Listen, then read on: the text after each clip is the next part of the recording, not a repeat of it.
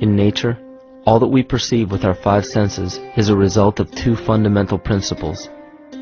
Everything in existence is made of a relationship between vibration and matter. Vibration is a masculine creative force countered by matter, which is a feminine receptive force. Thus begins the principle of duality. We see this duality in ancient myths and philosophies, yet only those philosophies and scriptures that were perverted and raped of the original meaning gave the impression that one polarity was good while the other was evil. The original sages, adepts, and shamans taught that both are necessary, and one would not exist without the other. These two important principles come together to form all things in the universe. This is Kymatica. Even language, logos, the communication of any and all things in nature, depends upon this principle. Pete Peterson, in his works Cymatics, the Science of the Future, stated that nature shows examples of Kymatica in everything. This phenomena is found to be one of the prime forces that moves biological evolution along its path. Dan Winter reproduced an experiment to prove that the ancient languages of Hebrew and Sanskrit, when spoken, create a vibratory frequency that moved matter into sacred geometrical patterns. Upon further investigation, Hebrew, Sanskrit, Aramaic, Arabic, and other elder dialects have older roots in a parent language of Gaelic and quite possibly an even earlier origin. In Swami Murugesu's The Science of Mantra, he claimed that when a person chanted specific words in Sanskrit while filming a burning candle, the intensity as well as the color of the flame would change due to the frequency that the word would emit. This same science has been shown to lower and raise blood pressure. And in his own words, certain sounds can affect our circulation and nervous system. Whatever change such vibrations cause extends to the mind of a person and also to the surrounding atmosphere, causing warmth or coolness. All this can be known by study and shown by practice. This rediscovered knowledge of the science of sound shows that sound is something more than mere vibratory signals. Not only does sound interact with life, but it sustains and develops it. It acts as a conduit of conscious intent between people, societies, and entire civilizations.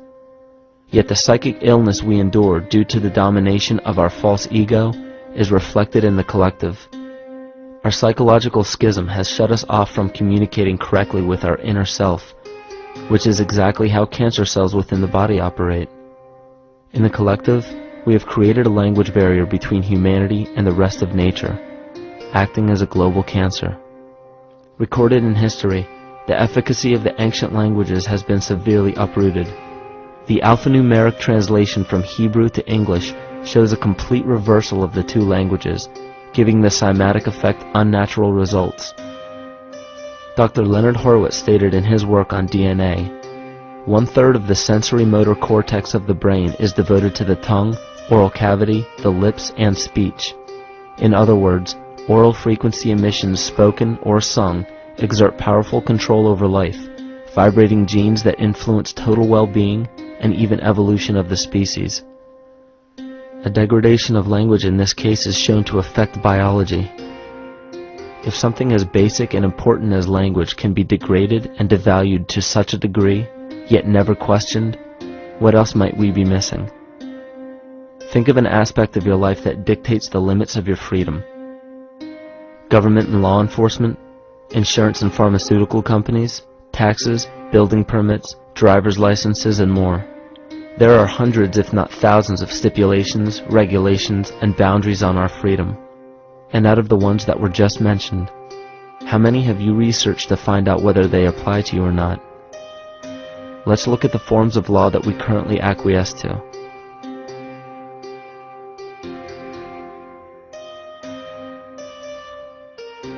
A common misconception among people is that any rule or regulation that governs them falls under one category: law.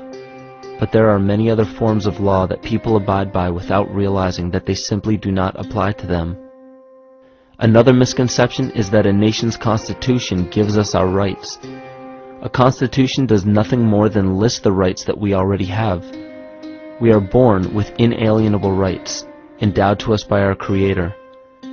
They are not given to us, and they cannot be given away. The most a person can do with a right is choose whether to exercise it or not. Maritime admiralty law is what's known as the law of the water. It is superseded by civil law and only applies to those who willingly contract themselves into it.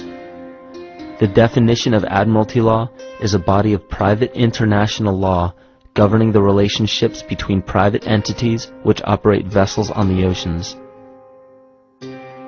Let's look at how and why a form of law that is fashioned to govern corporations, businesses, and vessels has imposed its rule over natural human beings. This is all done through a form of word magic.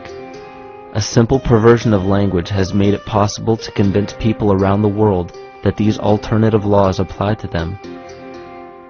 One of the predominant beliefs in modern culture is that licenses, permits, registrations, and other forms of documentation are required to operate motor vehicles, use public roads, build structures and establishments, engage in free enterprise, and much more.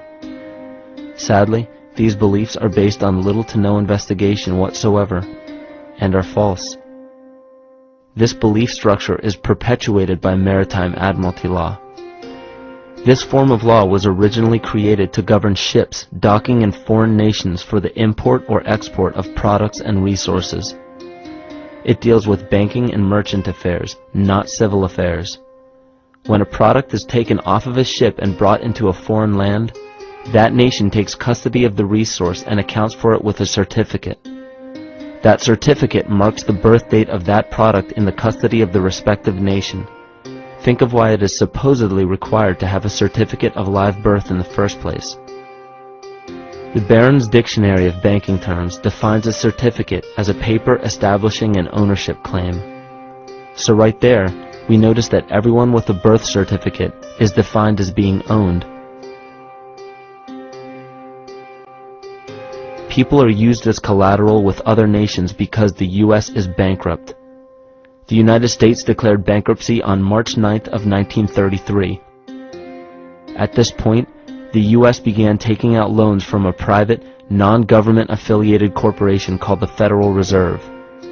With no money to pay back the loans, the United States began using the citizens as collateral. All birth and marriage certificates are literally warehouse receipts. Just look at the similarities of warehouse receipts and birth certificates. Both document the date of issue, a serial number, registration number or receipt number, a description of the product, and an authorized informant to notify the appropriate government agency. With all of this information being readily available, the majority of people are unaware of their involvement with maritime admiralty law. This is possible through the manipulation of language. This admiralty law changed the meaning of the word person from a natural living person to a corporation. Driver's licenses, vehicle registrations, auto insurance forms, building permits, gun permits, work permits, tax filing documents, birth and death certificates, traffic citations, and many other forms of documentation that were once believed to be absolutely necessary only applied to persons or corporations. Upon signing such a legal document, you are indirectly waiving your rights under the Constitution and lowering your status to that of a corporation that is created with the same exact name as you. The only way to reconcile your true name from the name of the corporation is to take notice that the corporation has its name in all capital letters. This is known as capitis diminutia maxima. You may take notice that your driver's license, birth certificate, social security card, insurance cards, and more use all capital letters to legally represent the corporation with your name, not you. The corporation is known as an artificial person, whereas you, the human being, are known as a natural person. This deception goes even deeper when it comes to the courts that we attend. When showing up to court, you will notice that there are seats for witnesses behind a wooden fence or barrier. The defendant must cross through the entrance to the other side of the barrier where the plaintiff and judge sit. This act symbolizes the boarding of a ship. At this time, business can be conducted in maritime admiralty law. The judge, acting as captain or banker, is responsible for settling the balance between the two sides. This is why there is always a monetary value involved in any court case. The captain is simply dealing with banking and merchant disputes. Once the balance is paid, the case is closed.